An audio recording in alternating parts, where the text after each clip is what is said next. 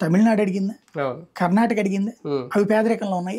కేసీఆర్ అడిగారు. అదే అనేది తెలంగాణనే అడిగింది, అందరు అడిగారు కదా. దేశంలో మహారాష్ట్ర కూడా అడిగింది.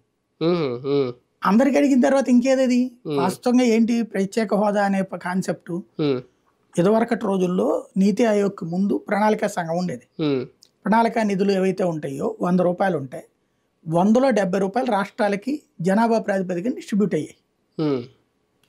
జనాభా ప్రాతిపదికన మిగతా 30 రూపాయలు పక్కన పెట్టి ఇట్లాగా హోదా ఉన్న రాష్ట్రాలకి ఇచ్చేవాళ్ళు ఖర్చుల కింద, వాళ్ళు డెవలప్ కావడానికి అన్నటువంటి ఉద్దేశంతో.